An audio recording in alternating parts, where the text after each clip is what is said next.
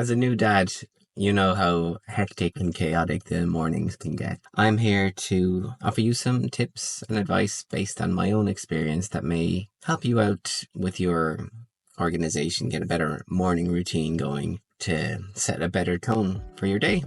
Let's get into it. Number one is to do something for yourself first. I know that sounds impossible when you've got all the demands of looking after a baby and trying to figure everything out, that it seems too hard to find a moment for yourself. But a moment doesn't have to be too long. It can be something short. I consider it a huge win if I'm able to take a shower in the morning. I lay out my clothes the night before so that I have one less thing to do. And then when I wake up, my clothes are ready and I can just jump into the shower for 5 minutes and hop into some clean clothes. And then boom, 5 minutes is all that took.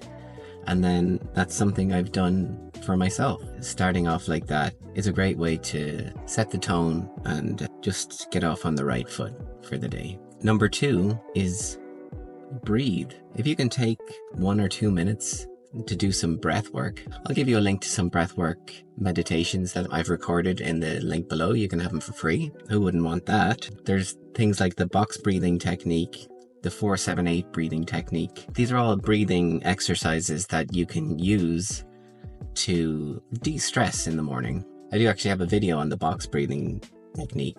I'll link that also. Jump down into the description, check out one of those meditations. They're short, they're guided, they're designed for a dad that doesn't have much time but still wants to de-stress. No brainer. Check it out. Number three is eat and drink something real. If you can prepare food that you can have quickly in the morning, that will help you so much. My wife and I make muffins and granola. Kind of healthy stuff. Those are things that don't require any preparation in the morning.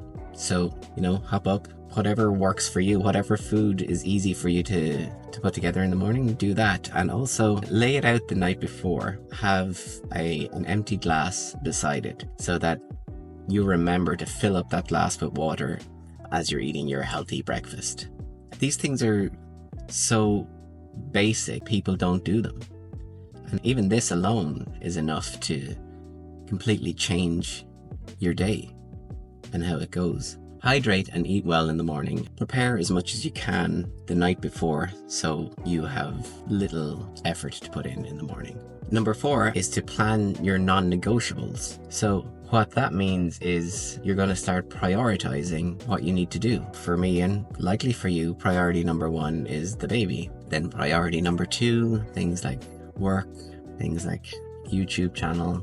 I'm taking the time to do this YouTube video because I've prioritized the family. They're okay, they're up in the house, they're having a nap. So that means I can get out and do some grocery shopping and also to make a video, which is a good thing. Sit down after all that and write out 2 to 3 non-negotiables that you have to do today. It can be whatever you want. It can be something as small as clearing one counter.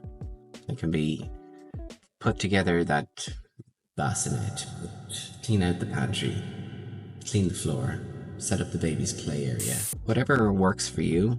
It's really surprising how much it can build up.